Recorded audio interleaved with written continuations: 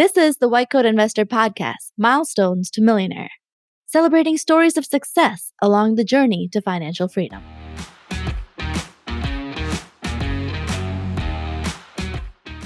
This is Milestones to Millionaire podcast number 76, Naturopathic Medicine Physicians Back to Broke. Now, SoFi has exclusive rates and offers for medical professionals, which could help you save thousands by refinancing your student loans. If you're still in residency, SoFi offers a lowered interest rate and the ability to reduce your payment to just $100 per month while in school. If you're out of residency, SoFi's great rates could help you save money and get on the road to financial freedom. Check out their payment plans and interest rates at sofi.com/whitecoatinvestor. SoFi Student Loans are originated by SoFi Bank, N.A., member FDIC. Additional terms and conditions may apply. NMLS 696891.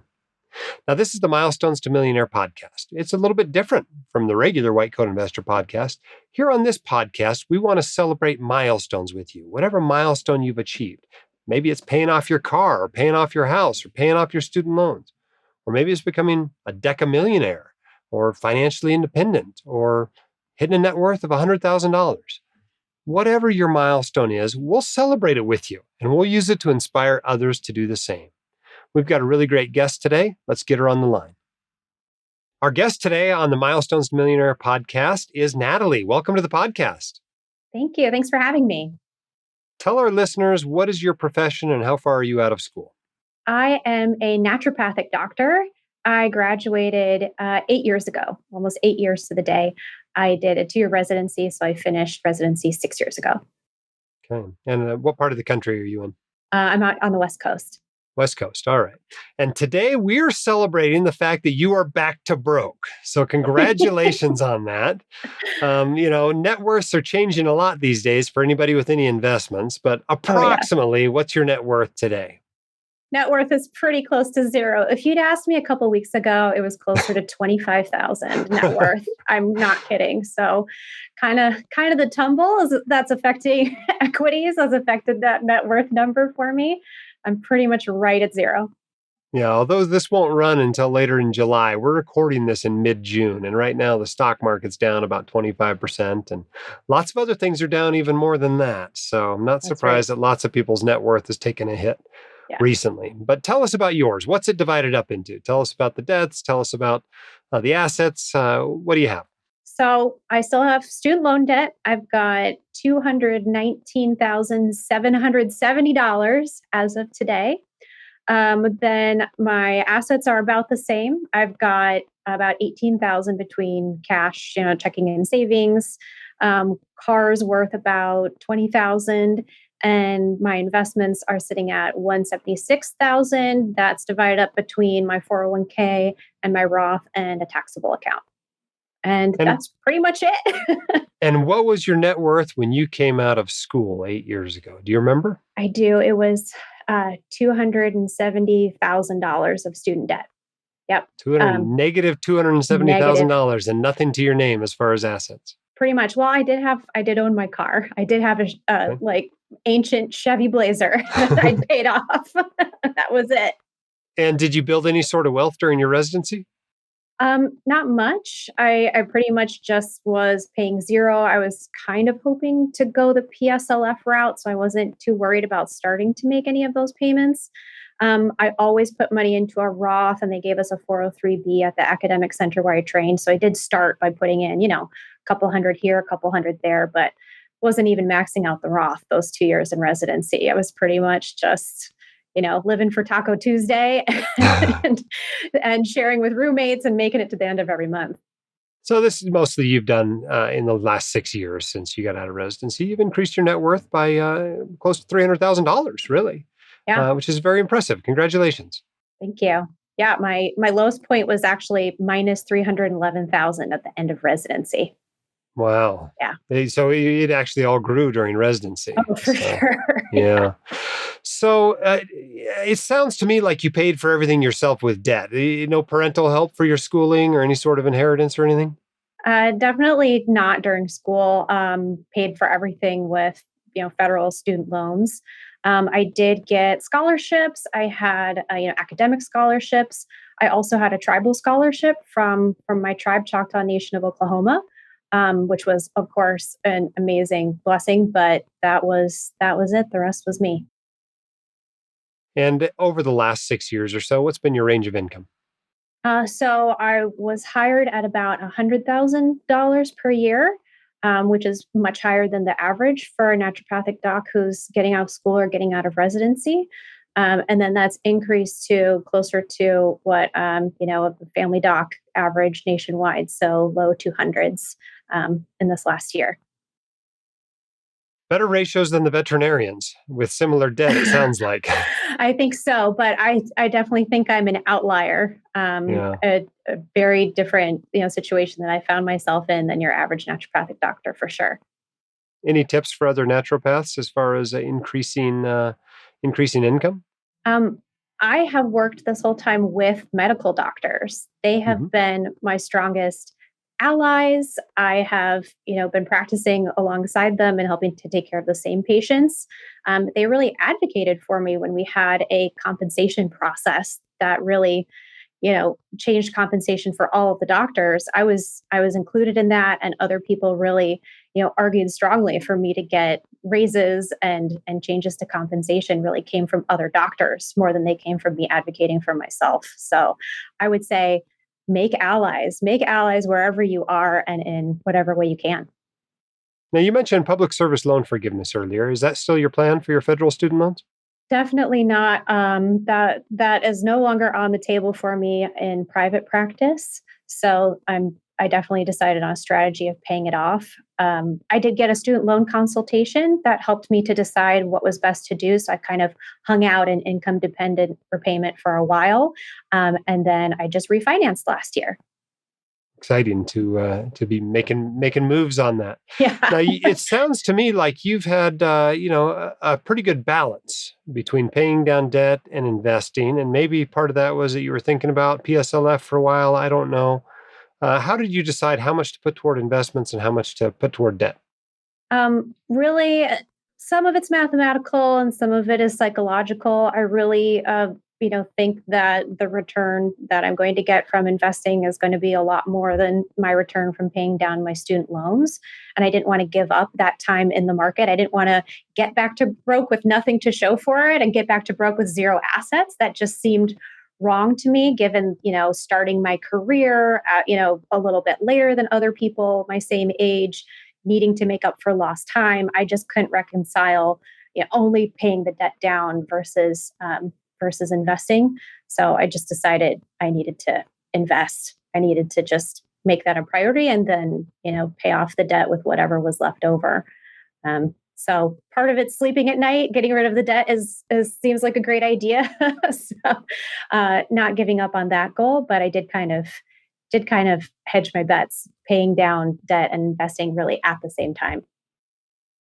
Now, you've accomplished a very impressive and very difficult milestone. Getting back to broke is one of the hardest milestones to achieve. We have a lot of listeners out there who would love to be broke right now because their net worth's, minus 200, 300, 400,000. What were your secrets to success? How did you get back to broke just 6 years out of your training? I think a lot of it came from my pay. It came from accepting a position where my pay was going to grow. And that was told to me on the day that I was hired. And I worked that into, if I take this job, this is going to help me succeed. That was an important just initial step. But other than that, I'm very consistent. I'm consistent in my habits. I've been using like Mint as a budgeting app since 2011, so I don't run up my credit cards or something like that and get myself into trouble. But I have the same kind of consistent habits. I didn't suddenly make more money and then decide to take up heli-skiing and rock climbing in New Zealand. I really just like to go hiking and take road trips. And so that kind of lifestyle inflation hasn't really affected me as much as maybe it could have affected other people. And I think that has been a reason that I've saved a lot.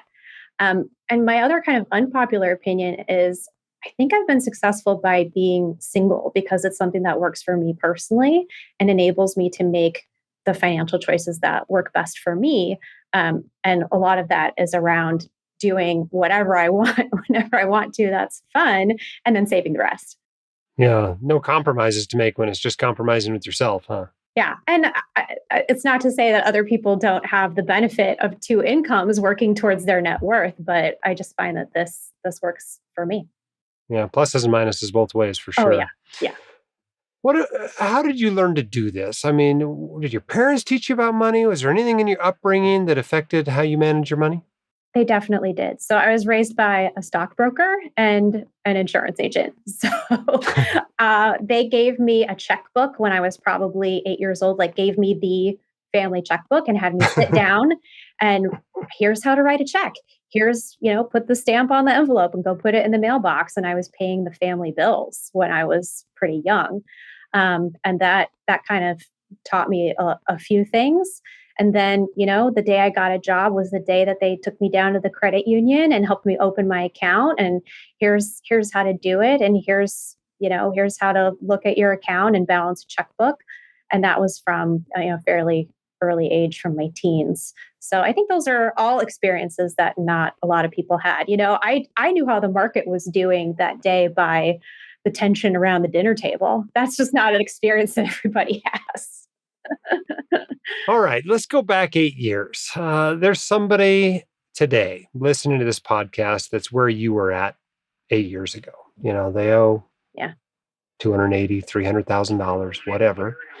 They have, maybe not looking at a $400,000 or $500,000 a year income, and they're wondering, man, how long until I can get back to broke? What advice do you have for them? I would say definitely look at your student loan balance, because you can't address something that you don't understand and that you don't want to look at. When I was a resident and, talking to my interns, I would ask them like, hey, do you know your student loan balance? They would say, no, I can't look at it. I'm too scared to even know what it is. I said, you just can't operate that way. If you know what it is, then you can make a plan. And that could be wait till it's forgiven 25 years, but just have a plan, like make sure that you know your numbers well enough to do that. And then don't get yourself into trouble. Don't do any of the silly stuff that I know you talk about a lot, but like don't get suckered into whole life insurance. Make sure you have a disability policy. Get yourself kind of set up for the rest of your working life as you're graduating, because it's a great time to do it. You're never going to be younger. You're never going to, kind of have the same rates for those things. So I think just making some kind of plan, and even if your plan changes, like mine did, like I thought I would go for PSLF and then I didn't. I still was just doing what worked well for me at the time, but I always had a plan, even if it changed. So what's next for you? What financial goal are we going to be celebrating with you next on the Milestones podcast? I'd love to get rid of the student debt. I'm still working on it. My goal is to have that done by my 40th birthday. So I have a very clear plan of when and how that's going to happen. So I have an exact date on the calendar for it.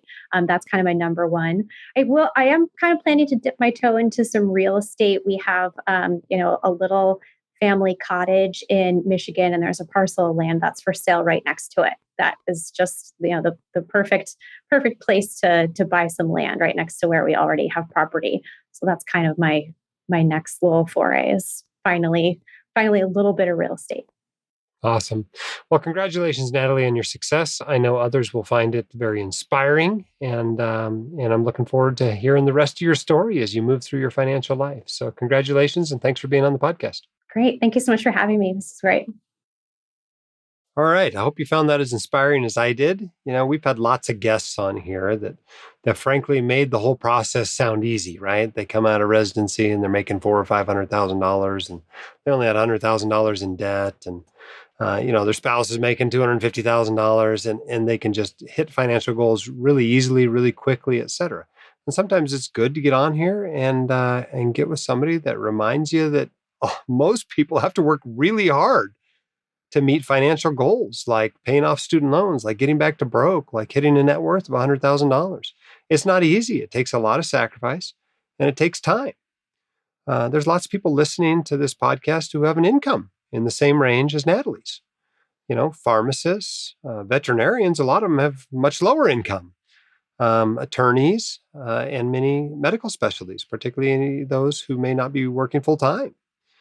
Dentists certainly find themselves in that income range a lot of the time as well, and sometimes with even more student loans. So I think there's a lot of people out there that can kind of relate to her situation and hopefully apply the same principles and lessons and discipline that she's had in your own lives. So I hope that was a helpful episode for you. As I mentioned, SoFi has exclusive rates and offers for medical professionals, which could help you save thousands by refinancing your student loans. Visit SoFi.com/whitecoatinvestor to see all promotions and offers available to medical professionals. That's SoFi.com/whitecoatinvestor. SoFi Student Loans are originated by SoFi Bank, N.A., member FDIC. Additional terms and conditions may apply. NMLS 696891. If you'd like to come on the podcast, you can just apply whitecoatinvestor.com/milestones, and we'll see if we can get you on and celebrate your milestone with you. In the meantime, keep your head up, shoulders back. You've got this, and we can help. See you next time on the podcast. The hosts of the White Coat Investor podcast are not licensed accountants, attorneys, or financial advisors. This podcast is free entertainment and information only. It should not be considered professional or personalized financial advice. You should consult the appropriate professional for specific advice relating to your situation.